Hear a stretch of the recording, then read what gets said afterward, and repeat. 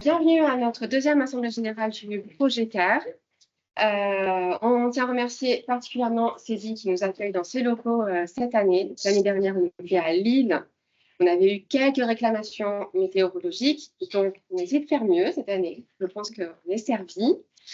Donc on est content de se retrouver une nouvelle fois pour vous présenter l'avancement du projet et puis les perspectives. On aura aussi une table ronde tout à l'heure pour échanger ensemble sur les pratiques dans l'enseignement supérieur et plus largement.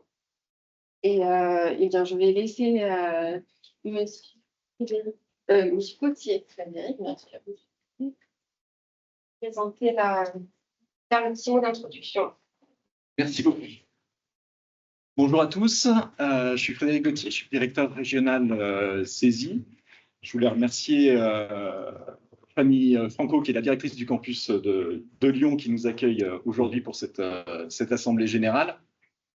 Merci aussi à vous et à tous ceux qui ont bravé les perturbations de transport dues à la météo, dues aux aiguillures du ciel et qui ont fini avec les travaux estivaux lyonnais qui sont une grande tradition.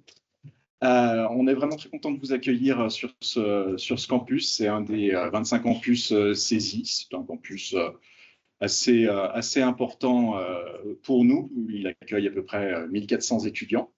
Et le fait que l'AG de CARE se tienne ici, ça nous tient aussi à cœur parce que l'ensemble de ces enjeux autour de l'IA nous semblent vraiment primordiaux. Alors, ils le sont pour nos étudiants, ils le sont pour les salariés, des entreprises avec lesquelles on travaille, mais d'une manière générale pour l'ensemble des citoyens et que cette utilisation de l'IA soit raisonnable, raisonnée et pertinente et très importante. Donc, encore une fois, merci d'être là et puis je vous souhaite une très bonne assemblée générale. Merci.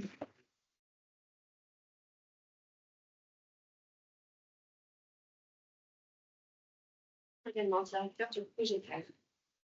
Alors, je voulais commencer, comme les personnes qui m'ont précédé, par remercier en fait les équipes de Sophie, Christophe, Fanny pour le formidable accueil que nous avons reçu pour le projet. Sur ces 2 jours, on était hier en séminaire de projet, donc on a pu profiter de la fraîcheur du campus qui était effectivement très agréable dans les conditions climatiques que nous connaissons.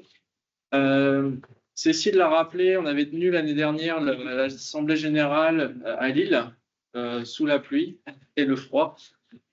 On a pour tradition, au niveau du projet, d'organiser nos événements en région, dans les territoires. C'est aussi une des particularités du projet CARE, c'est qu'il se veut national pour adresser les enjeux, et Frédéric le rappelait, de formation de l'ensemble des citoyens, mais sur l'ensemble des territoires. C'est pour ça que le projet CARE a été construit autour d'un réseau d'établissements qui couvre une bonne partie du territoire avec de nombreux sites de formation disponibles à proximité des citoyens.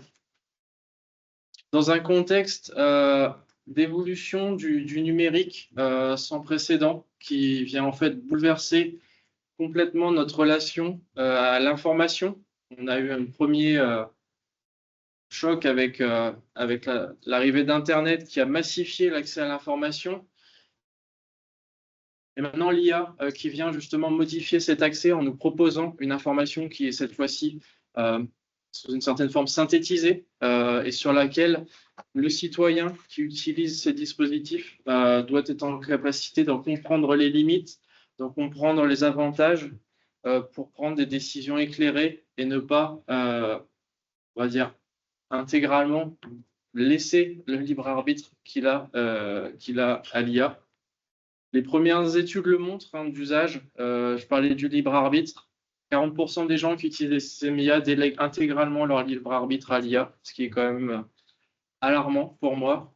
Il y a une étude du MIT récente qui montre que l'utilisation de l'IA vient créer ce qu'on appelle une dette cognitive auprès des utilisateurs. Ça vient même challenger la capacité à long terme à apprendre des gens. Là où, dans le protocole, ils avaient comparé un moteur de recherche sur Internet et puis une approche purement à l'ancienne avec du papier, crayon et des livres. Et on voit que l'impact, il est bien plus important que ce qu'on peut voir avec Internet. L'impact de l'IA, c'est aussi un impact en matière environnementale. pense que vous avez les ordres de grandeur en tête, mais je vais me permettre de les rappeler. Une requête Google, c'est 0,5 watts. Une requête ChatGPT, c'est 5 watts. Donc, si demain, on passait toutes nos requêtes qu'on effectue sur les moteurs de recherche sur des services type ChatGPT ou Mistral IA, on n'a pas assez d'énergie sur Terre pour fournir le même service. Donc, il y a vraiment une prise de conscience à prendre sur cette dette énergétique que l'on est en train de générer. Bien évidemment, ça génère de nouvelles opportunités, peut-être un gain de productivité, la capacité d'accompagner les personnes aussi dans l'emploi, c'est-à-dire que l'objet de l'IA, c'est aussi d'augmenter des personnes qui peut-être n'étaient pas en situation pour pouvoir occuper un poste, mais grâce à l'IA, on peut réaliser cette augmentation-là. Et voilà, il y a des coûts et il y a des bénéfices. Et tout l'objet du projet CARE, qui a été imaginé il y a maintenant 3 ans, c'est justement d'intégrer cet aspect multidimensionnel de l'IA dans la formation, à son usage, et dès en fait les premiers niveaux de formation. On est aujourd'hui donc sur la fin de la deuxième année de projet, fin administrative de la deuxième année de projet. D'un point de vue opérationnel, le projet CARE a connu plusieurs vies déjà. D'un point de vue opérationnel, donc on est plutôt à une bonne année de projet. Alors, sur l'année qui s'est écoulée, les équipes le présenteront. On a pu développer les contenus, réaliser des tests dans 4 établissements. Et parmi ces tests, je tiens à remercier particulièrement le territoire de Dijon qui nous a accompagnés dans ces tests auprès de ses agents. On a pu tester la formation. On va également permettre de diffuser la formation au niveau des collectivités territoriales. L'intérêt est très large. Les citoyens au sens large, mais toutes les organisations sont concernées. Et donc, toutes les organisations pourront être bénéficiaires des résultats du projet avec, et vous allez le voir juste après, le lancement effectif des formations de niveau 1 sur l'ensemble des 5 établissements de formation avec des volumétries de formation qui vont être très importants, à la fois en filière initiale, mais également avec une offre en formation continue qui sera lancée dès la rentrée. Il existe aujourd'hui le panorama au niveau de la concurrence a quand même beaucoup évolué. On a énormément d'offres aujourd'hui en matière d'IA disponibles sur le marché, à la fois des offres en pur distanciel, des offres plutôt sur du présentiel. Nous, on a fait le choix d'une offre qui est hybride pour accommoder en fait à la fois les exigences et les souhaits des entreprises et des citoyens en matière d'accès à la formation, mais également l'efficience en matière d'acquisition de compétences, puisque les sciences de l'éducation montrent que sur des non-spécialistes, du full distanciel n'est pas adapté. On a effectivement une rétention d'informations qui va être sur le moment bonne, avec des tests qui sont bons, mais sur la durée, en fait, les compétences diminuent très, très rapidement, et en tout cas beaucoup plus rapidement que dans les situations présentielles. Donc, on a fait le choix de ce compromis avec une hybridation. Ça nous amène à mutualiser des ressources aussi. C'est aussi la force du projet, c'est des contenus qui sont communs jusqu'à un certain niveau entre les différents établissements, justement pour diffuser une culture commune sur l'usage de l'IA. Cette culture, elle est aussi nécessaire. Vous avez peut-être vu les annonces de la ministre sur le dispositif Oser l'IA. Aujourd'hui, l'État estime que les entreprises ne se saisissent pas suffisamment de l'IA, mais pour se saisir d'un outil, il faut savoir l'utiliser et l'utiliser de manière efficiente et raisonnée. Et l'objet de la formation, c'est également de permettre de catalyser la diffusion de l'IA lorsqu'elle est nécessaire dans les entreprises et dans les territoires. Donc voilà, je vous remercie pour votre attention. Je vous souhaite une très bonne assemblée générale et maintenant je vais laisser la parole aux équipes et notamment à Cécile pour la suite de la présentation.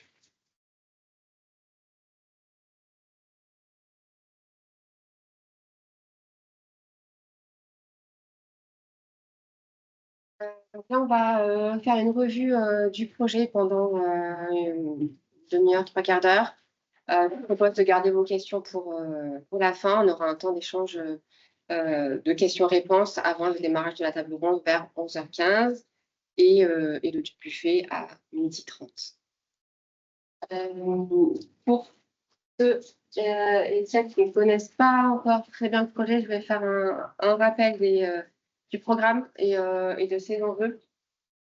Je vous laisse découvrir l'acronyme SNDCARE. C'est un projet qui a démarré en septembre 2023, donc l'année prochaine, on sera déjà à mi-parcours. C'est un projet qui avance quand même assez vite avec beaucoup de choses à faire. Donc, voilà, on suit ce timing-là. Comme le rappelait Johan, l'objectif est bien de mettre en place une démarche de formation massive sur l'ensemble du territoire, de former tout citoyen, être le plus large possible et inclure tout type de population. C'est vraiment l'enjeu du projet, c'est de s'adresser à toutes et tous par rapport à d'autres formations justement qui vont viser plutôt des spécialistes ou des métiers très précis. Là, l'idée, c'est de s'adresser à tous et c'est aussi un vrai défi pour les équipes pédagogiques qui travaillent sur la formation puisque il faut arriver à adresser un public assez large. Donc, le projet, donc Johan, directeur du projet, je suis la chef de projet et puis Emmanuel qui est ici devant est la référente scientifique du projet. Et je vous ai remis ici les objectifs de formation donc, qui ne sont pas, voilà, qui sont assez conséquents. On a 2 étapes de formation, donc, fin du projet 2028, avec un total de 30 000 apprenants. Formation initiale, formation continue, et puis une deuxième étape en 2030, puisqu'on a un projet France 2030. Donc on a aussi une deuxième vague d'objectifs à atteindre à cette échéance-là. Dans les nouveautés de l'année passée, le projet CARE a rejoint l'Alliance IA. Donc vous avez peut-être entendu parler, donc c'est une alliance qui réunit les universités, les établissements d'enseignement supérieur, les EdTech et Mistral. L'objectif est de créer un outil le plus adapté à nos contextes, à nos problématiques dans l'enseignement supérieur et de pouvoir échanger sur les pratiques. Donc, le projet CARE a souhaité s'associer à cette alliance et l'intégrer, donc ce qui a été accepté pour effectivement valoriser le travail qu'on fait, participer à ces échanges et faire partie du paysage français sur la construction des outils d'IA et sur les réflexions qu'on peut mener ensemble. Donc, on est très contents. Et justement, tout à l'heure, pendant la table ronde, on aura Lucie Jacquet-Malo qui coordonne tout ce projet-là, qui sera présente et qui vous présentera plus en détail l'Alliance et qui vous expliquera un petit peu les enjeux qu'elle est amenée à observer dans les différents établissements. Un petit rappel sur les partenaires. Donc, on est 5 partenaires membres du consortium pour adresser un public vraiment très large avec des enjeux très différents puisqu'on adresse des métiers très différents par les enseignements qui sont dispensés dans les différents établissements. Arts et Métiers est responsable de la partie pilotage du projet et du 3e work package qui consiste à la communication, pérennisation et diffusion des connaissances. Je vais vous présenter un petit peu tout ça. Arts et Métiers et Saisie sont conjointement responsables du développement et de l'évaluation des formations. C'est tout ce qui consiste à créer la formation, donc le dur des contenus. Et l'Université Bourgogne-Europe est en charge du déploiement et de la mise en œuvre des formations. Bien sûr, après, tous les établissements sont contributeurs dans l'ensemble des work packages et contribuent à faire vivre le projet et à le construire. On a un certain nombre de partenaires qui viennent du monde socio-économique, dont soit elle est là aujourd'hui pour représenter Dijon Métropole et on la remercie. Elle nous dira un petit mot tout à l'heure pour nous présenter un petit peu le point de vue du territoire. Et on a 2 nouveaux partenaires qui nous ont rejoint le projet cette année, la région Bourgogne-Franche-Comté et Comparia. Comparia est un outil qui compare des outils d'IA avec un certain nombre de critères et c'est un outil qui est déjà intégré à nos formations et qui permet justement d'avoir une vision plus critique des outils et d'avoir un usage plus pertinent des outils et de bien choisir l'outil par rapport à son usage. Je vous invite à y jeter un œil à l'occasion.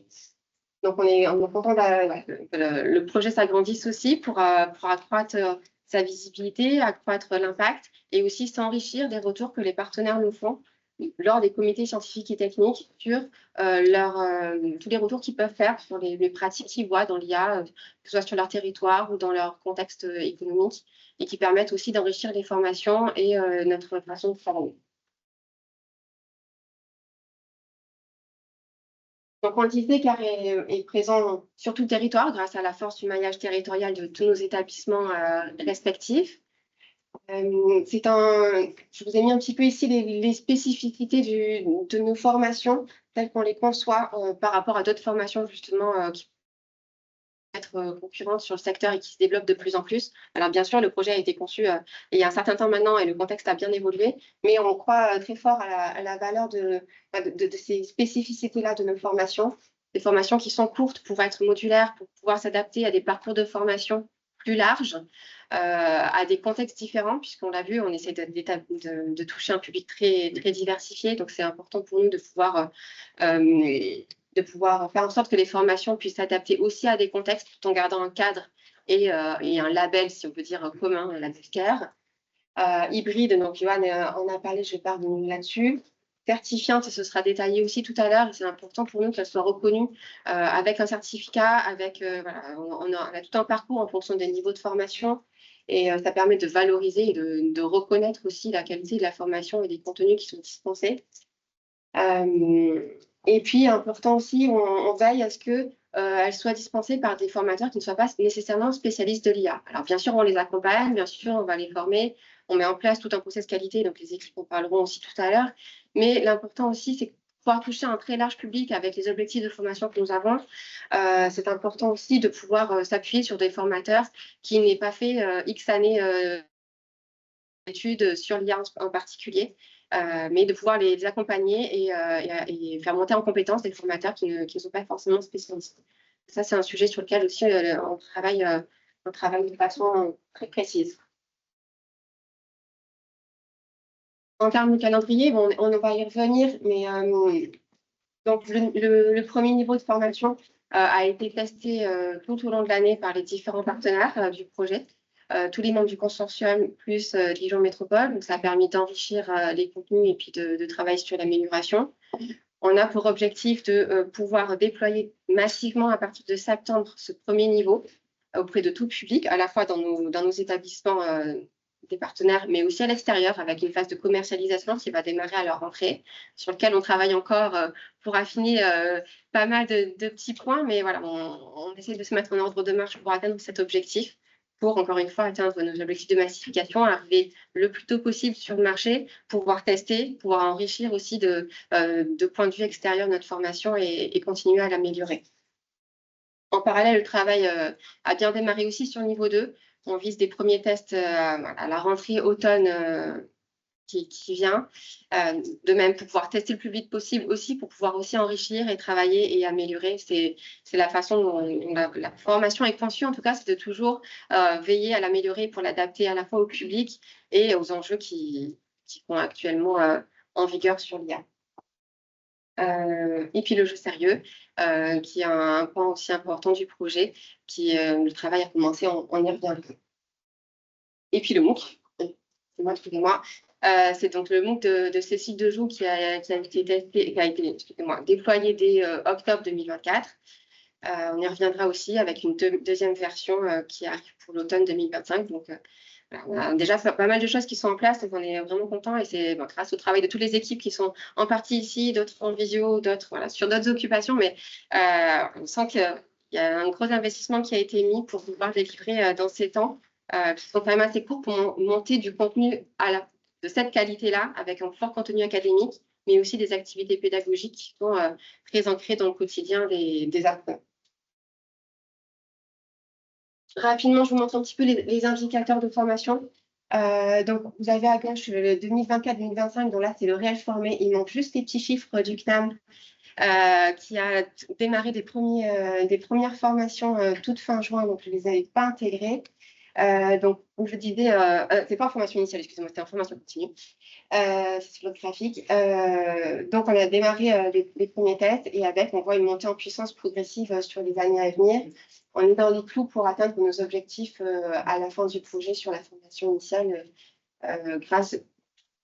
pour commencer à nos établissements du consortium, mais on a aussi l'espoir de pouvoir adresser un public de formation initiale aussi à l'extérieur, donc potentiellement de faire grimper ces chiffres, on espère. En formation continue, là, on est sur des chiffres qui sont plus bas, puisqu'on n'est pas encore en capacité d'adresser la formation en extérieur. Les chiffres, là, concernent des publics apprenants internes à nos établissements. Donc, on n'a pas tous les établissements encore pas tout à fait affiné leur stratégie en interne, mais ce sera déployé en interne par certainement la plupart des établissements. Donc là, les chiffres, évidemment, sont encore en tout démarrage, mais puisque pour l'instant, bien sûr, on n'était pas prêt non plus à ouvrir la formation. Et puis, le dernier point sur la formation de formateurs, puisqu'on dit que c'est quand même, pouvoir atteindre tous ces chiffres, c'est aussi important de former un grand nombre de formateurs. Donc, on a pour objectif de former 750 formateurs. Là, les premières prévisions tournent autour de 400. Donc, on va travailler aussi également sur ces chiffres-là pour les faire grimper petit à petit. Et puis, surtout, le faire de façon qualitative, bien sûr.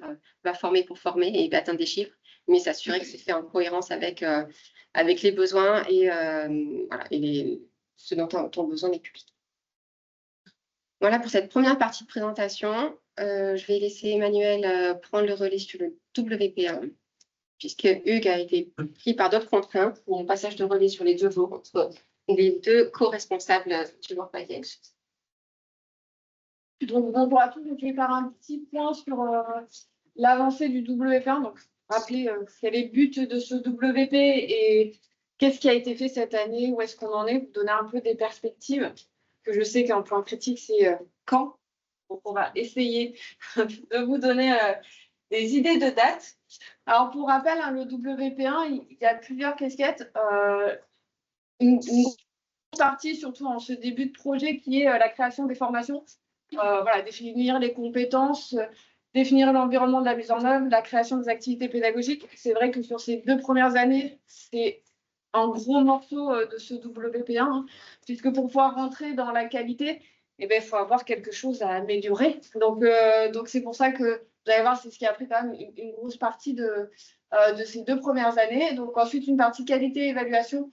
Donc c'est ce qui va être tous les dispositifs de test et d'évaluation de l'offre de formation, création des outils d'évaluation et exploitation et valorisation des données issues des traces d'apprentissage. Dans cette partie qualité-évaluation est faite en très étroite collaboration avec le WP2 pour ces parties évaluation, avec une partie recherche justement qui s'intéresse à toutes ces traces d'apprentissage. Et enfin, la partie préparation de certification. Comme on vous l'a dit, hein, l'objectif, c'est que cette formation, à la fin, soit certifiante sur une partie de ces niveaux. Et donc, il faut créer les parcours, élaborer les référentiels de compétences, puis ensuite faire l'enquête de besoin, déposer les dossiers, etc. Vous allez voir que cette année, on a pu avancer sur ce point-là. Donc ici, un petit point sur les contributeurs du WP1, ou plutôt, je devrais dire, les contributeurs du premier pilier, qui est la création des formations. Porté par CESI et ENSAM. Donc, on est 2 pilotes et vous voyez qu'on a un beau pool d'ingénieurs pédagogiques qui travaillent en étroite collaboration avec les experts.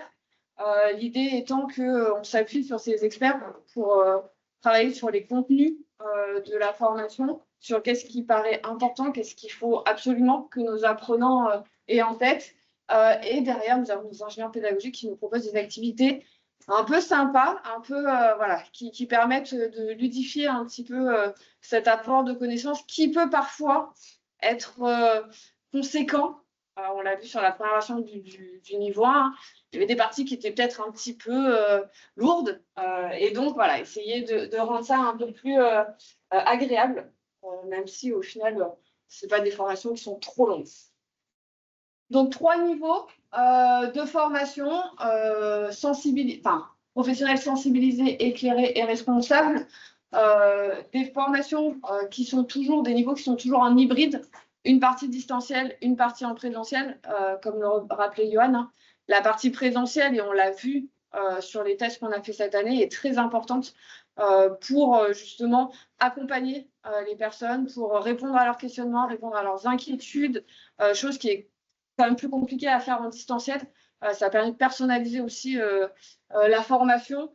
On l'a vu, hein, on va avoir des publics qui peuvent être très différents, avec des questionnements très différents, avec des approches différentes.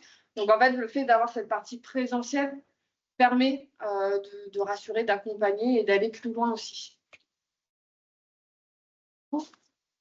Le niveau 2, on est toujours en hybride avec une partie un peu plus conséquente en distanciel et en présentiel.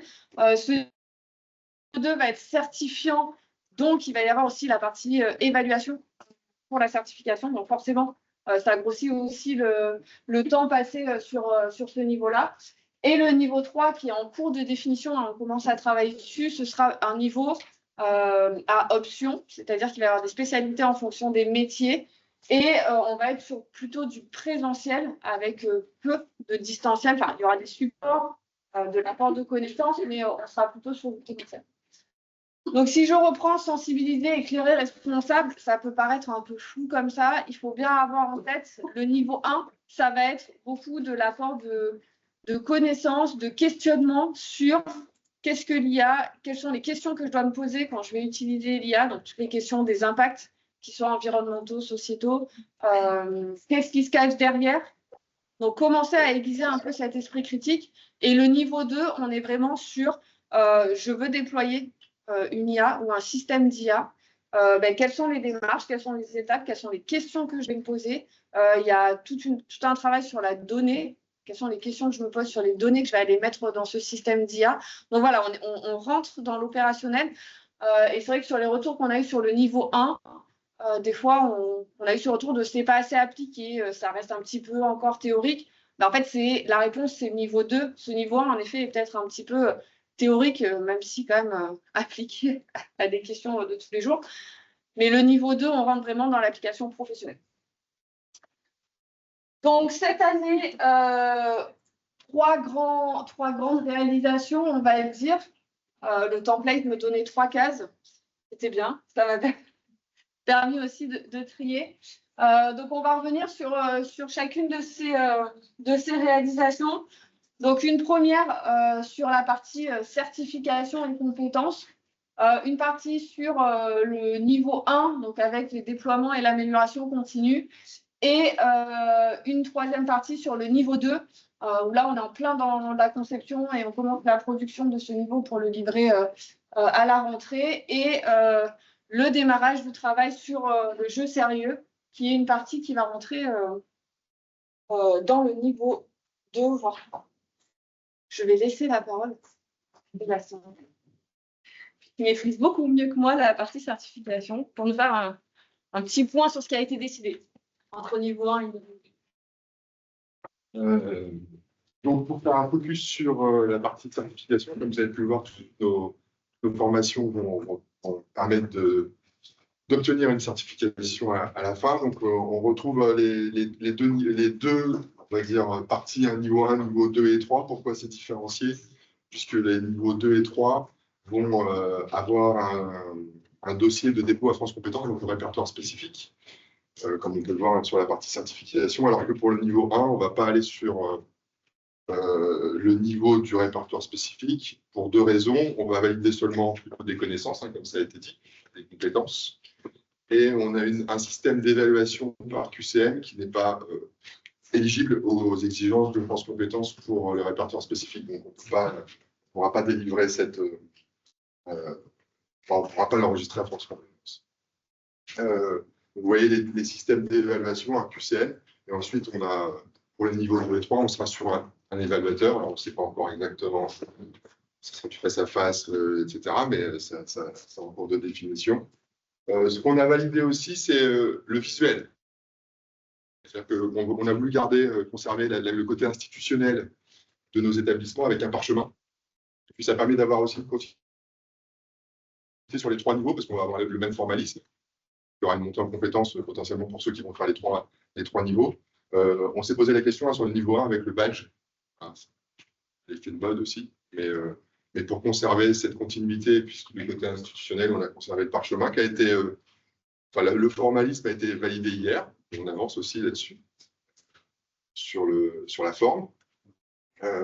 Et puis donc aussi la délivrance via une solution sécurisée, numérique, qui permettra effectivement après de la visibilité sur les réseaux, etc. Donc là aussi, ça avance.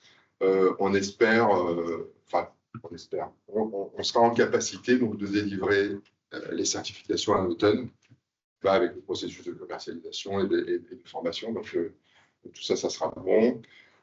La solution choisie permet aussi les accrochages, donc de répondre aux exigences de France Compétences, accrochage des certificats à la caisse des dépôts, les enquêtes, enfin tout ça, donc tout ça, ça sera bon. Je reviens effectivement aussi sur la partie réseau. Là aussi, il y a une obligation de France Compétences sur l'animation de réseau, puisqu'on va être un réseau de 4 certificateurs. On va tous devoir faire les choses de la même façon. Donc, on va animer le réseau pour garantir l'homogénéité auprès de France Compétences qui nous fasse confiance pour nos enregistrements.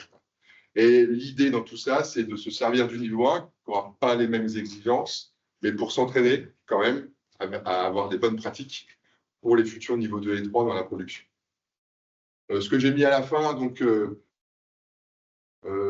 l'animation, donc c'est Cécile qui jouera le rôle de l'animateur de ce fameux réseau. La solution, donc on a choisi ProCertif, le projet a choisi ProCertif. Cependant, ce n'est pas une obligation. Il y a des établissements qui vont conserver leur solution actuelle. Et tout ça, ça va fonctionner puisqu'elles sont très bien aussi. Et puis, on a eu un petit bonus supplémentaire avec le décret du 6 juin qui renforce les critères d'enregistrement. Donc, on va devoir faire un peu plus d'enquête. On va revoir un petit peu nos référentiels de compétences voilà, pour les niveaux 2 et 3. Ça puisse répondre à tout ça. Rien de bien compliqué. Juste des papiers en plus. Ouais. Merci. Donc, vous voyez, c'est un travail en cours, c'est un travail de longue haleine et c'est un métier, la certification. Et donc, puisqu'on se place dans ce contexte-là, il a fallu retravailler sur les compétences. Alors là, je vous les ai mises, je ne vais pas toutes les passer. L'idée étant plus de montrer un peu ce travail qui a été fait avec, même sur le niveau 1, une écriture des compétences telle que préconisée pour des dépôts à France Compétences, histoire d'avoir en effet cette continuité sur niveau 1, 2, 3, être vraiment dans l'idée que c'est une formation unique avec plusieurs niveaux et où j'ai cette montée en compétences. Donc, par rapport à la B1, donc ça, c'est les compétences qui ont été reprises dans la partie amélioration continue du niveau 1. Donc, on a 3 compétences sur le niveau 1. On est sur 4 compétences sur le niveau 2, avec, comme je vous disais, vraiment ce côté application à une situation professionnelle. Donc, comme disait Johan, on ne va pas utiliser l'IA pour tout et n'importe quoi. Donc, d'abord, identifier les tâches qui peuvent être optimisées par l'IA. Une fois que j'ai identifié la tâche, comment je sélectionne l'outil d'IA qui va être adapté à cet usage-là, comment ensuite je le mets en œuvre, et enfin, comment je l'évalue. Donc, on a vraiment une démarche de mise en application avec derrière, ce que vous voyez en violet, des vrais focus, en particulier sur les données. Donc, vraiment, les données, on les voit ressortir dans chacune des compétences. La question de la réglementation des dimensions éthiques et environnementales, là aussi, ça apparaît dans toutes les compétences parce que ça fait partie de tout ce qui sous-tend la sélection des outils et la mise en œuvre des outils. Et sur l'évaluation, vraiment essayer de développer cet esprit critique qui aujourd'hui est un peu le cœur des compétences dont on va avoir besoin quand on va parler d'IA. Ces compétences vont peut-être être amenées à évoluer, surtout avec le nouveau décret sur les compétences. Il y a des petits trucs, même si on est quand même pas mal, on a la transition numérique, on a l'environnemental. Mais bon, on va quand même revérifier pour qu'on est bien dans les clous. Mais voilà, l'idée, c'est vraiment d'avoir cette démarche que vous voyez derrière. Quel est l'usage? Quel est l'outil pour cet usage? Comment je le mets en œuvre et comment j'évalue de manière critique? Typiquement, alors c'est un travail qui a été fait sur les compétences. On ne le présente pas ici, mais ces compétences-là ont aussi été mis en regard d'autres référentiels de compétences sur l'IA qui peuvent exister, comme DICSCOMP ou comme l'UNESCO, pour se rendre compte de comment CARE permet de répondre aussi à ces référentiels de compétences plus globaux qui sont aujourd'hui un peu référence dans ces questions-là. Et on a un beau croisement entre ces différents référentiels de compétences, ce qui nous rassure aussi sur ce qu'on fait. Donc sur le niveau 1, donc comme je disais, cette année, ça a été le déploiement test avec tests auprès de différents publics. Donc il y a eu des premiers tests avec les étudiants de première année saisie. Alors plutôt la partie présentielle avec le distanciel comme ressource en septembre. En novembre, il y a eu des premiers tests sur les personnels ENSAM, représentants des partenaires du consortium. Et puis, tout ce premier semestre 2025, des tests auprès de tous nos partenaires. Donc, on est allé sur 1575 étudiants. Donc, on a quand même un beau pool d'étudiants qui ont vu la formation, qui ont testé un petit peu. Plus de 200 membres de personnel. Donc, quand on est membre de personnel, hein, on est vraiment sur tout type de métier, puisque dans nos établissements, on rencontre des corps de métiers très différents, des juristes, de l'administratif, des financiers, enfin voilà, il y a quand même un peu de tout. Même les jardiniers du campus, nous, se sont formés. Donc voilà, on a quand même un panel qui est assez grand. Et donc, ça nous a permis d'avoir pas mal de retours sur la formation et qu'est-ce qu'il faudrait améliorer. J'ai fait 45 formateurs formés. Et donc, à partir de là, à partir de ces premiers retours qui étaient plutôt positifs, avec du contenu qualitatif, une bonne vulgarisation, ce qui permettait d'ouvrir l'esprit, avec aussi des conseils pour la suite, continuer à mélanger aussi le type de personnel quand on fait ces formations, puisque mélanger les métiers, c'est mélanger les expériences, mélanger les retours, et donc ça fait partie des choses très intéressantes de la formation. Mais aussi des petits retours sur l'ergonomie, le rythme, plus d'exemples pratiques. Voilà. Tout ça, c'est ce qui a été pris en compte sur l'amélioration, sur la V2 du niveau 1, qui va sortir dans les prochains jours. Qui va être livré dans les prochains jours, et donc au WP2 pour qu'ils puissent le déployer et pour qu'à la rentrée, on soit opérationnel. Et ensuite, un gros travail sur le niveau 2 avec la conception, la définition, donc vous l'avez vu, des compétences, ce qui a pris quand même du temps parce qu'on rentre dans la démarche de certification. Il faut avoir des compétences qui permettent d'être proposées au répertoire spécifique. Donc, gros travail sur les compétences, sur les contenus. Aujourd'hui, on en est à des débuts de production sur certaines activités, encore de la réflexion sur la scénarisation, mais ça avance. Et on est plutôt confiant pour une livraison septembre-octobre. On ne se mouille pas. Donc, avancement, donc le N1, comme je le disais, nouveau storyboard livré, livraison V2 du distanciel mi-juillet, livraison du présentiel pour la rentrée, donc pour le déploiement. La scénarisation du niveau 2 est en cours de finalisation. Le storyboarding est en cours et on a de la production qui est lancée. Et donc là, l'objectif, c'est livraison de la V1 du distanciel en septembre 2025. Donc c'est demain. Parce que je vous rappelle qu'il y a au milieu juillet-août. Donc c'est pour ça qu'on essaie de tenir le rythme qui est assez soutenu. Avec comme objectif des premiers tests du niveau 2 en octobre-novembre. À la base, c'était septembre, mais septembre est un mois de rentrée qui peut être assez dense pour beaucoup de gens. Donc, bon, octobre-novembre, ce sera très bien. Dans le creux, là, quand il ne se passe pas grand-chose, ça va être bien. Et enfin, pour le niveau 3, donc on va commencer à lancer l'année prochaine les réflexions et la conception sur le niveau 3. Donc, comme je vous disais, niveau 3 un peu particulier, on est sur des options.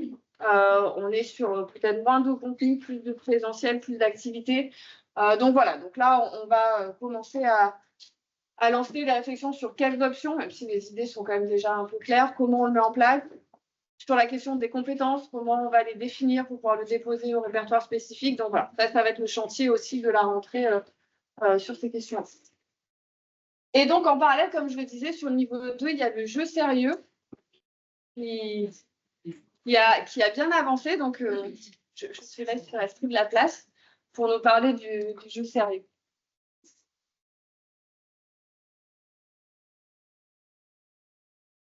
Donc, il y a bien prévu la création et la réalisation d'un jeu sérieux Donc, le concept de jeu sérieux, souvent, c'est associé avec un jeu vidéo, mais pas que. Dans l'occurrence, ici, on a décidé de faire un jeu de plateau, que ça se passera dans le niveau 2. Donc, en principe, ça sera une activité d'1 heure avec le débriefing compris. Pour cela, on a fait appel à des prestataires qui nous ont envoyé à leur tour leur proposition et on est en train de chercher lequel on va faire avec lequel. Voilà. Ah, le jeu, ça sera en principe, on aura le premier crash test, un vrai format assez avancé, presque la version finale en octobre. Donc, plus ou moins compaginé avec. Plus ou moins avec les premiers tests. On devrait être dans les. Oui. Dans les On avance ensemble, puisque les compétences aussi ont évolué. Donc, voilà, enfin, les premiers tests de novembre, ce sera comme sur le niveau 1. Hein, les premiers tests, en général, c'est des vrais crash tests. C'est-à-dire qu'on arrive avec des versions qui sont peut-être pas finalisées, etc. Mais voilà, l'idée est de suivre un peu le même planning. Je vois Cécile qui me regarde. Un peu le même planning que niveau 1, c'est-à-dire des premiers crash tests et premier semestre 2026, pouvoir lancer un déploiement test plus complet et plus abouti pour le niveau 2. C'est un peu l'idée, on va reprendre le même planning qui devrait arriver. Pour qu'à l'année prochaine, à l'AG, tu puisses dire que le niveau 2, on a testé tant de personnes. Beaucoup de personnes. Vas-y, c'est tout. Donc, aussi associé au projet, il y a le MOOC avec Cécile de jour. Donc, c'est un MOOC qu'on a ouvert en octobre de l'année dernière, en 2024. Qu'actuellement, il y a un peu plus que 34 000 inscrits et qu'en principe, ça va finir à fin septembre. Et une autre nouvelle version avec des nouvelles vidéos, nouvelles interviews et un peu, on change tout quoi, à la fin. est pensée être ouverte en octobre, le 13 octobre, je pense. Je n'ai pas la nouvelle version, mais juste pour donner un peu l'idée, ce MOOC est vraiment complémentaire de ce qu'il peut y avoir dans la formation, puisqu'on est sur des interviews aussi de professionnels qui utilisent l'IA. Et donc, on a cette version plus, justement, peut-être appliquée, qui manque pour certains sur le niveau 1, mais qui manque sur le niveau 2. Et donc, à travers ces interviews, c'est voir comment l'IA générative peut modifier les missions dans certains métiers et comment on peut apporter pour augmenter l'employé dans ses missions professionnelles. C'est très axé management des équipes. C'est vraiment spécialisé l'équipe.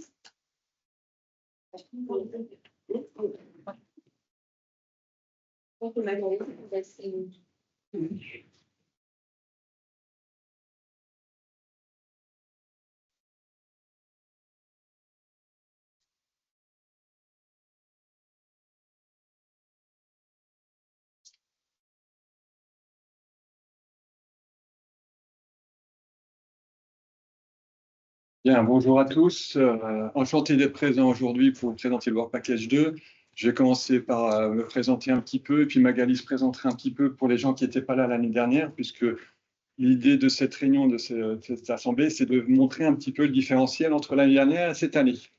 Je suis enseignant-chercheur et je travaille professeur des universités en informatique et ça fait une dizaine d'années que je travaille sur le traitement automatique du langage. Et ça a été à une époque où il était très difficile de lever des fonds pour chercher sur les domaines des modèles de langage et de l'intelligence artificielle. Aujourd'hui, on voit bien que tout a changé. Il y a une vraie politique nationale de développement de l'IA, aussi bien pour la formation que la recherche. Et pour moi, je ne peux pas dissocier les trois, recherche, formation et valorisation. Et ce point-là, ce point clair, est un levier pour nous, et je vais l'expliquer un petit peu. Ce projet, j'y suis rentré finalement par le biais de Johan. On avait eu des discussions entre l'INEACT et mon laboratoire de rattachement en 2022 et puis finalement, il m'a invité dans le projet et je ne me lasserai jamais de le remercier de nous avoir finalement embarqué dans cette aventure et c'est que le début puisqu'il y a encore beaucoup d'autres choses à faire. Et donc, à l'époque, on avait déposé le projet début novembre, et ChatGPT sortait fin novembre. Donc, je pense qu'on a eu le nez très fin sur ce projet-là, puisqu'on était vraiment en avance. Et finalement, ça a dépassé nos espérances, puisque le projet prend une dimension aujourd'hui qui nous dépasse. L'autre point, c'est je voudrais remercier aussi Dijon Métropole, qui est présent aujourd'hui et représenté par Souad Aït-Garit. À l'époque, c'était Blaise Meunier que j'avais sollicité à Dijon Métropole et qui a fait signer le document dans l'urgence. Ça a dû se faire en 2 jours. Donc, à l'époque, voilà, c'était François Rebsamen qui avait signé le document, qui est maintenant ministre et qui soutient le projet, qui l'a démontré en venant faire une visite à Dijon. Donc, vous voyez, le projet prend vraiment de l'envergure. Le dernier point qui est intéressant en tant qu'enseignant-chercheur, comme je vous le disais, c'est la relation partenariale et le positionnement du projet CARE vis-à-vis des besoins industriels. Parce que bien évidemment, on vise la formation des étudiants, mais aussi le développement de l'IA de manière générale dans la société civile. Et il y a un positionnement qui émerge, qui est intéressant, c'est la prise de conscience des preneurs d'ordre, de l'intérêt de l'IA pour leur structure et la façon avec laquelle ça va remettre en question leur processus métier. Ils ont cette prise de conscience, mais il y a des freins. Il faut faire l'accompagnement au changement. Et finalement, CARE, qui est prendre soin des gens, porte bien son nom, puisque l'idée, c'est finalement d'accompagner les gens dans cette maturation, cette acculturation. Et si les gens et les personnels de l'entreprise portent l'IA, bah finalement, ça permet de porter une politique de structure privée. Donc ça, c'est vraiment, vraiment intéressant. Je vais vous présenter Magali Sabio. Je dis 2 mots sur toi. J'en profite d'avoir la part. Ah, si, il faut que je remercie aussi de la région Bourgogne-Franche-Comté qui nous a rejoints récemment dans cette démarche, qui souhaite aussi former ses personnels. On va avoir une montée en charge, donc ça va nous donner du travail, mais on est ravis parce que ça va permettre aussi de faire rayonner le projet. Magali, je te remercie pour le travail que tu réalises depuis 8 mois maintenant. Tu es dans le projet depuis à peu près 8 mois. Donc, elle m'a beaucoup épaulé au début, et puis maintenant, c'est plutôt l'inverse. C'est plutôt moi qui essaye de l'épauler, puisqu'il y a beaucoup de dossiers sur tous les aspects universitaires, aussi bien les contrats que les services centraux, les RH, le data center, le juridique, et des dimensions qu'on n'imaginait pas au début. En ce moment, on est en recrutement. Tu peux peut-être dire 2 mots sur les recrutements? Oui, bonjour, donc je suis Magali Sabio. Je suis un peu tout à l'UBE, donc je vais m'appeler responsable opérationnel projet. Donc je suis en charge du projet CARE à l'UBE. Pour le moment, on n'est que 2. C'est vite compliqué. Mais à la rentrée en septembre, on aura quelqu'un qui va rejoindre WP1 et qui va aussi travailler sur WP2, donc l'aspect technique aussi, pour faire du développement web, aider WP1 sur tout ce qui est du graphisme, création de sites, etc. Et ils vont aussi nous assister, cette personne va aussi nous assister en interne pour les besoins niveau 2 et niveau 3, parce que cette personne ira travailler au data center sur ce que j'appelle du dur. Et je vais en rester là parce que ma formation informatique n'est pas assez impressionnante pour vous détailler ce système. Et puis, on va recruter un formateur spécial CARE pour me décharger, en plus des professeurs qui sont formés et qui vont avoir la possibilité de faire la formation CARE, mais un formateur spécial qui ira dans plusieurs structures si les formateurs, les enseignants ne sont pas disponibles. Voilà. Donc ça, c'est les 2 autres recrutements qui vont avoir lieu dès septembre et octobre et qui vont nous permettre de massifier le projet dans la région Bourgogne-Franche-Comté. Voilà. Donc, le projet a été déposé il y a quelques années maintenant. Donc, un projet, ça a une vie, ça évolue. C'était les 2 grands points principaux lorsqu'on a défini les contours de ce projet. Et lors du En gros, le Work Package 2 a 2 tâches majeures. La première, c'est le déploiement des formations, donc soutenir la dimension technique du déploiement des technologies et de la plateforme, sachant qu'il y a bien évidemment des hétérogénéités d'usage et de solutions logicielles dans chaque établissement. Donc, bien évidemment, quand il faut trouver une politique commune d'outils, c'est toujours un peu difficile. Donc là, on a résolu ces problèmes au cours de l'année. Je vous laisse lire, je ne vais pas rentrer dans les détails. On va un peu plus détailler sur ce qui a été réalisé cette année. La deuxième partie, c'est la mise en œuvre des formations. Donc, c'est tout le processus de qualité, de remontée d'informations. Chaque établissement va faire remonter de l'information, ce qui va pouvoir permettre de faire de l'évolution continue de la formation, de l'amélioration continue. Et donc, c'est quelque part du contrôle de qualité. Donc, tous ces formulaires, il faut les centraliser, les faire remonter aux personnes les plus qualifiées pour pouvoir les exploiter, notamment les personnes du premier Work Package, qui va permettre d'être exploitées pour améliorer les formations. Donc, quand Magali est arrivée, je vais donner une fiche de mission qui est résumée ici en 4 points. C'est les discussions qu'on avait eues il y a 1 an et qu'on avait identifié les problématiques majeures, qui est tout d'abord la plateforme LMS pour le distanciel. Il faut bien un outil pour que les apprenants puissent accéder à la formation de niveau 1. Du reporting pour centraliser l'ensemble des informations, des retours d'expérience, c'est-à-dire des thermomètres sur ce que l'on est en train de faire, sur le déploiement, sur les formateurs, sur les apprenants, le retour, etc. Un problème qu'on a laissé un petit peu de côté, mais qui s'avère de plus en plus prégnant et qui le sera d'autant plus quand on va passer à l'échelle, la massification, c'est-à-dire l'authentification des apprenants sur les différentes plateformes.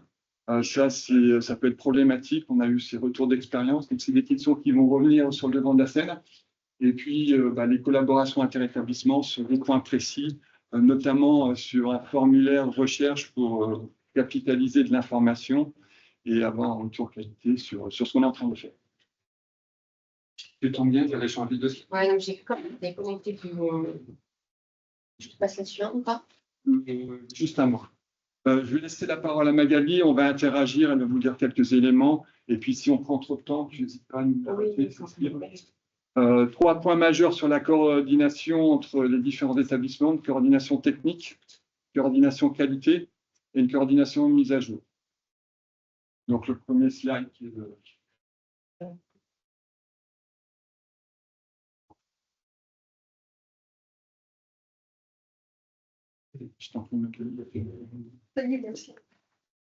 Alors, sur la coordination technique, on a aidé au déploiement des partenaires au niveau technique sur leurs différentes plateformes. Alors, ça peut être Moodle, 360 Learning et Blackboard.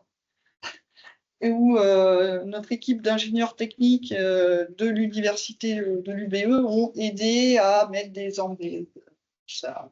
à supporter différents formats et puis à aider à la passation de ce qui a été créé en WP1 sur les différentes plateformes. Le retour de partage d'expérience des tests de déploiement. Donc, on a fait un retour justement de ce qui se passe pour améliorer le processus et le système de gestion Moodle et toutes les autres plateformes. C'est accessible aux partenaires du consortium. L'élaboration du processus retour et partage d'expérience des formateurs et des apprenants. Alors, bientôt, on espère avec BFC, mais grâce à Dijon Métropole, aux apprenants et au personnel de l'UBE, on a pu tester différents publics sur la formation CARE qui s'est échelonnée de février 2025 à juin 2025. Dans tout ce panel, on a testé plusieurs publics, donc les étudiants, le personnel de l'UBE, la gouvernance, Dijon Métropole et puis les enseignants. Donc, on a eu beaucoup de retours pour l'amélioration continue de la formation, qu'elle soit en présentiel ou en distanciel. C'est bien d'avoir tout ce panel différent pour avoir plein de visions différentes et adapter la formation le mieux possible à ce qu'on appelle tout public. Et justement, c'est important de toucher tous les publics et d'avoir la vision de tous ces publics. La formation est homogène pour avoir l'idée d'une formation qui est la même pour tous ces publics, mais avec une interprétation différente par les publics. Donc, par exemple, pour les étudiants, c'est plutôt une interprétation de prévention. Pour eux, c'est une prévention un peu de découverte. Pour les professionnels, alors ça peut être de la grande découverte à l'accompagnement, justement, parce qu'on fait des petits groupes de 16 personnes maximum, 16 personnes, 2 formateurs, 8 personnes, un formateur. L'objectif sur les salariés et les agents, c'est de bien encadrer tout le monde. Et ça, c'est très important pour justement rassurer les gens sur l'utilisation et ne pas avoir peur du clic. Parce qu'il y a des gens qui ont peur du clic. Il y en a qui sont très à l'aise et pas d'autres. Il faut prendre en compte tout le monde. C'est un public assez hétérogène. Et puis les gouvernances, les directions voient ça comme soit pour certains un plus de compétences sur différents outils, mais aussi ils voient ça de leur œil de manager. Qu'est-ce qu'ils vont donner à leurs salariés et à leurs agents.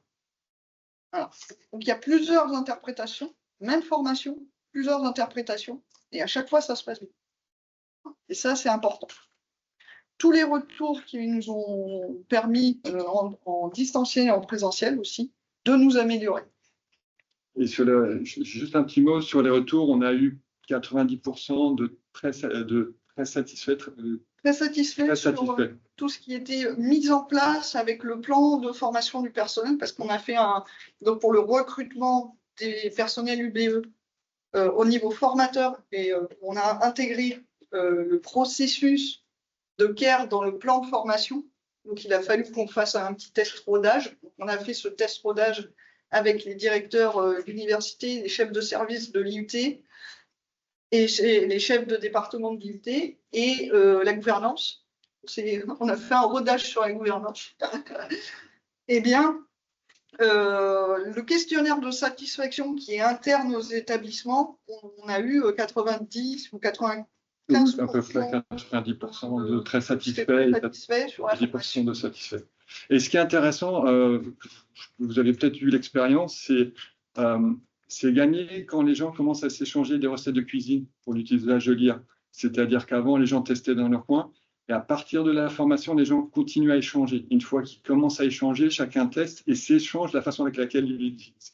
Et donc là, il y a une coordination, je sais pas comment dire, une émulsion qui se fait. C'est quelque chose d'intéressant qui permet quelque part de juger un petit peu la façon avec laquelle Pierre est rentré dans les esprits. Tu n'as pas fini? Non, il y a des questionnaires, questionnaires de satisfaction qui sont internes à l'établissement, internes à l'établissement.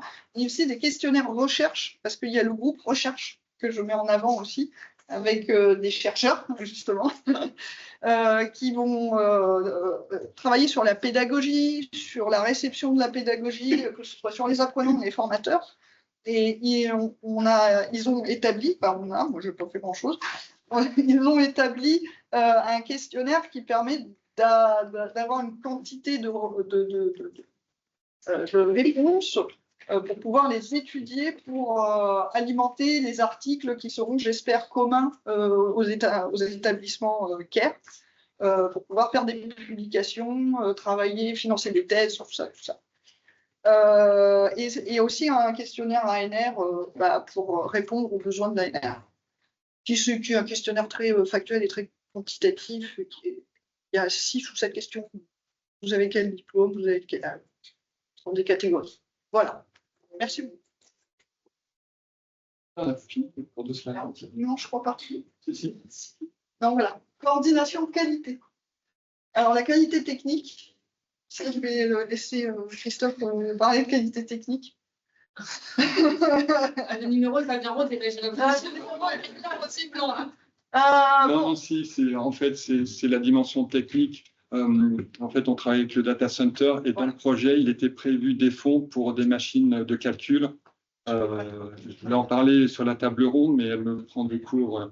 Et donc, l'objectif, c'est de déployer des serveurs avec pas du HPC, du calcul haute performance, mais plutôt du calcul CUDA, qui permet de faire de l'inférence d'IA.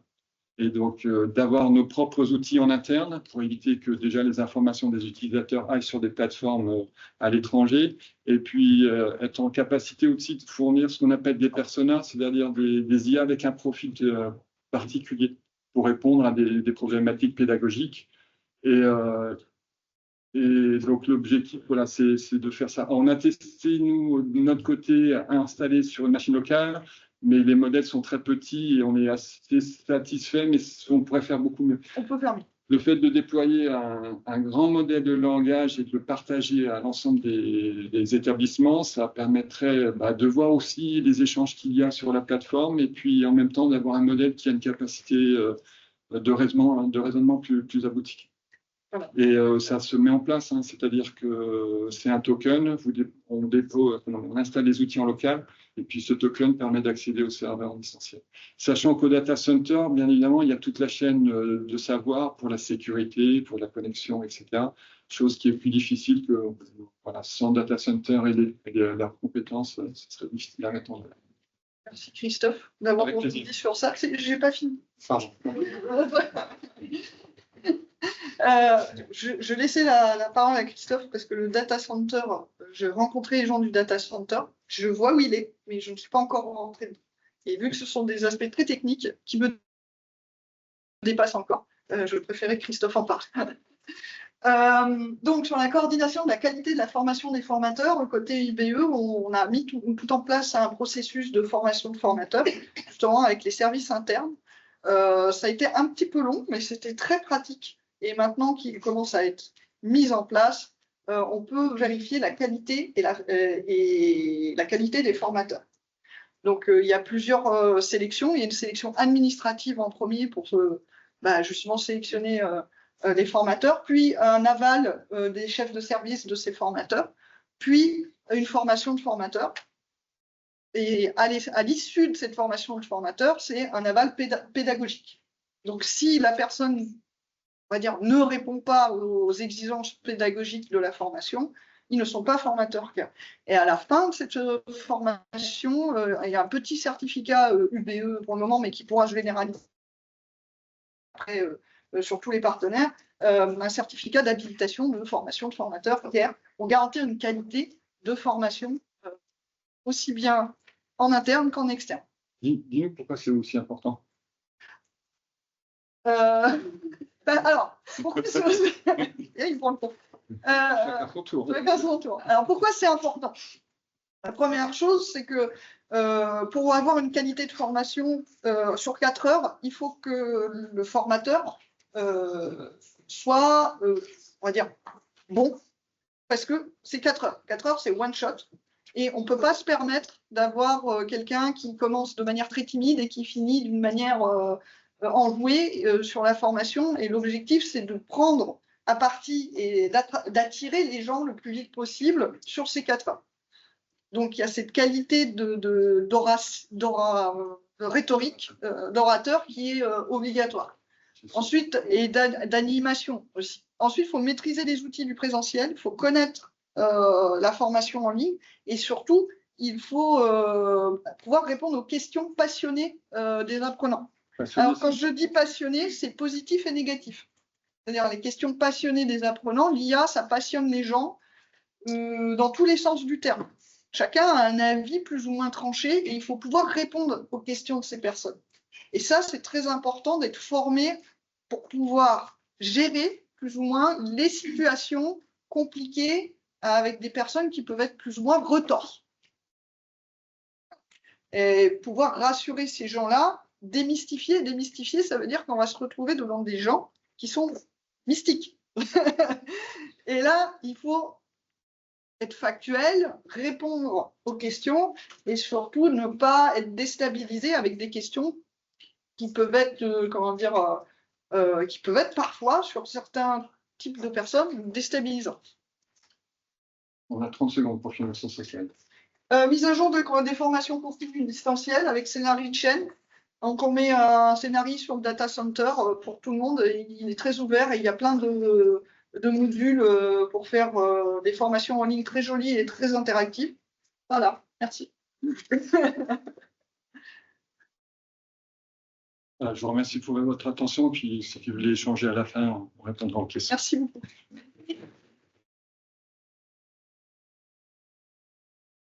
Merci. Je vais essayer d'être bref pour qu'on ait un temps d'échange quand même intéressant. Donc, je vous présente WP3 qui consiste à tout le package communication, diffusion des connaissances et pérennisation du dispositif. Sur la pérennisation, on en a déjà un petit peu parlé dans les précédents work packages, donc ça permettra de faire du lien. Donc, on a des équipes qui font partie un petit peu de toutes ces branches-là. Avec aussi une branche recherche pour la diffusion qui fait le lien un petit peu avec ce qu'on disait dans WP2. Donc, on voit que tous ces work packages sont évidemment communiques et sont transverses. Donc, un certain nombre de participants. Sur la pérennisation du dispositif, donc depuis les premiers étapes en fait, de formation, on réfléchit aussi à la façon dont on va les pérenniser. Donc ça inclut la certification dont on a parlé déjà tout à l'heure. Ça inclut toutes les réflexions autour du business model, autour de la façon dont tous les partenaires vont commercialiser la formation voilà, comment on s'organise, comment on organise ça entre nous. C'est des questions sur lesquelles on échange depuis, sur lesquelles on a échangé toute l'année et on va continuer à échanger.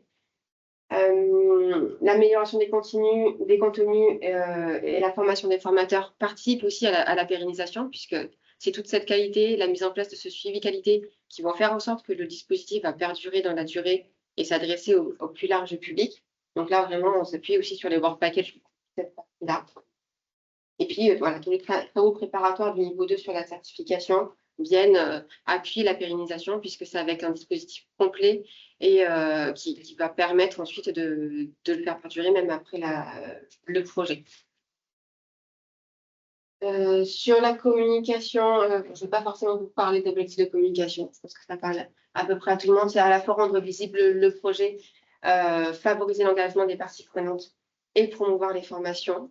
On a un aspect à la fois interne et externe. En interne, je n'ai pas forcément fait de focus là-dessus, mais on a organisé 2 séminaires d'équipe projet cette année, un en février et un qui avait lieu hier, qui permet à chacun de se retrouver en présentiel et de partager différemment sur le projet, d'avancer aussi, de permettre le travail inter-work package qui est parfois plus difficile à mettre en œuvre au quotidien, puisqu'on sait que beaucoup d'intervenants n'ont pas que cette tâche, n'ont pas que CARE dans leur portefeuille. Donc, ça permet aussi de se retrouver, d'être sur le projet à ce moment-là. On a aussi lancé une newsletter interne qui permet aussi d'informer les participants, l'équipe projet, de l'avancement du projet au niveau global pour donner cette vision complète. Sur la visibilité, donc, Christophe en a parlé un petit peu, on a eu François Rebsamen, ministre de l'aménagement du territoire, qui est rendu visite à l'UBE en février. Ça a été une opportunité pour l'UBE, bien sûr, de montrer ses installations, ses dispositifs, et aussi pour le projet de présenter CARE, puisque le focus était sur l'IA, qui a eu une présentation du projet et des échanges avec les ministres et avec des startups du territoire. Donc, c'est un moment important de visibilité qui nous a bien sûr servi pour mettre en avant aussi le projet. On a poursuivi tout le travail de communication digitale, donc de mise en avant du projet sur les réseaux sociaux, notamment sur LinkedIn. On vient juste de dépasser les 1000 abonnés sur la page LinkedIn. Donc, en un an, c'est une bonne performance, d'autant plus que nos posts on a atteint 70 000 impressions. C'est quand même des chiffres qui sont conséquents. Alors, je ne sais pas si vous êtes familier avec tout ça, mais le taux d'engagement moyen est de 16%, alors qu'en moyenne, on est plutôt sur du 4%. Donc, c'est tout le travail de la communication qui permet de donner du contenu. C'est pas simplement on a bu un café ensemble, c'était sympa, mais c'est des moments où on partage aussi du contenu qualitatif sur l'IA, sur les actualités, sur de la veille. Et c'est ce qui permet aussi de donner cette assise au projet. Le jour où on va dire, voilà, on communique, on va commercialiser. Oui, mais c'est parce qu'on apporte aussi ce contenu qualitatif sur lequel on s'appuie. Donc, c'est plutôt un bon travail sur lequel, évidemment, on va continuer à avancer l'année prochaine et les années qui viennent. Donc, je vous ai mis le QR code pour ceux qui ne suivent pas encore la page. On a commencé le travail aussi sur YouTube pour partager quelques vidéos. Donc, c'est des choses sur lesquelles on a envie de continuer à travailler pour partager aussi davantage de contenu, davantage de formats. Et puis, le dernier point, c'est sur la diffusion des connaissances. Donc, c'est aussi important, on est un consortium d'établissements d'enseignement supérieur, c'est aussi important d'avoir cette assise en termes de recherche, d'avoir aussi, d'élargir le projet et de montrer aussi la façon dont nous, on apprend, nous, on construit ce projet et de partager aussi à l'extérieur qu'il puisse bénéficier à d'autres. Donc, on a eu quelques occasions de partager nos apprentissages, que ce soit le learning technology en janvier, un webinaire par la communauté Smart, un hors-série livre blanc sur l'IA dans les grandes écoles, sur lesquelles il y a un paragraphe qui mentionne aussi le projet, la façon dont on le construit et dans la façon qu'il va se déployer. Et tout récemment, un colloque auquel a participé notamment Agathe, qui est ici, qui pourra vous présenter notamment si vous le souhaitez. Donc après, il manque un peu de temps là, mais sur la partie du déjeuner, son travail de recherche qu'elle fait dans le cadre de sa thèse sur les apprentissages et liés à l'IA. Donc, ils viennent aussi enrichir voilà, tout ce travail et donner une assise.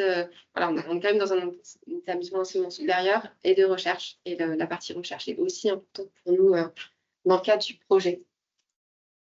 Dernier point sur les perspectives par rapport à ces points-là. Donc, on va poursuivre évidemment tout ce travail de communication, de valorisation du projet, tout le travail qu'on vous a présenté, qui va permettre d'asseoir à la pérennité du projet. Et puis, on travaille aussi, on va démarrer un travail sur le livre blanc, qui est un des livrables du projet pour fin 2028, mais sur lequel on va démarrer les réflexions avec l'équipe de recherche pour commencer à réfléchir à comment capitaliser sur nos apprentissages, comment on construit une formation, les particularités de notre formation et comment on met ça en place au sein du consortium et au sein du projet pour que ça puisse servir aussi à d'autres établissements qui souhaitent monter ce type de projet.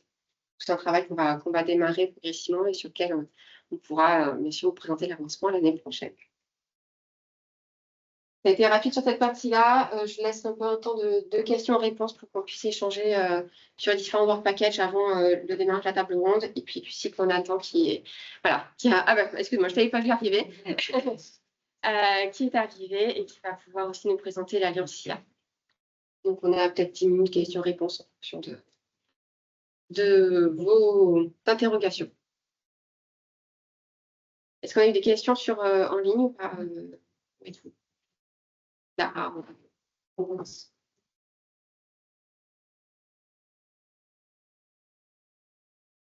Question, pas de question.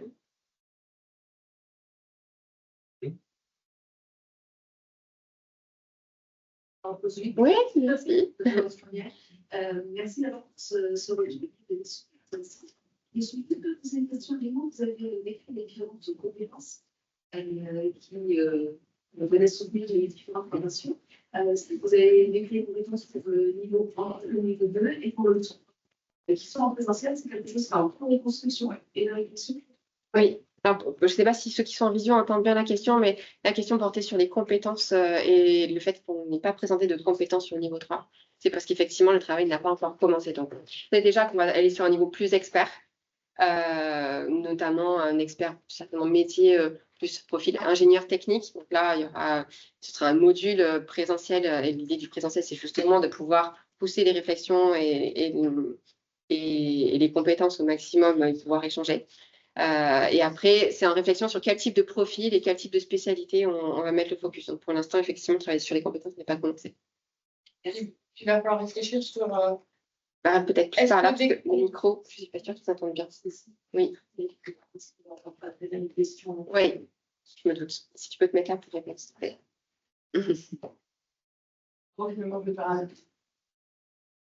Non, ce que je disais, c'est que vu que ça a différents profils et qu'il y a la question de la certification, il faut aussi se poser la question de est-ce qu'on va déposer X dossiers par rapport aux différents profils? Est-ce qu'on peut arriver à avoir des compétences un peu générales en travaillant sur appliquer à tel. Voilà, il va y avoir toute cette question-là qui n'est pas simple. Les réflexions sont lancées. On va peut-être voir missionner quelqu'un pour travailler sur ça parce qu'en effet, ça ne va pas être simple et il y a plein de questions derrière. Puis c'est aussi se tourner vers les partenaires, voir eux de quel profil ils auraient besoin aussi. On a peut-être nous notre vision de qu'est-ce qu'on aimerait, mais peut-être que les partenaires ont des profils en tête que nous, on n'a pas. Donc il y a vraiment tout ce travail-là qui va devoir être mis en place, mais qui va être lancé. Voilà. Demain, on fait les vacances, mais en septembre pour ce niveau 3.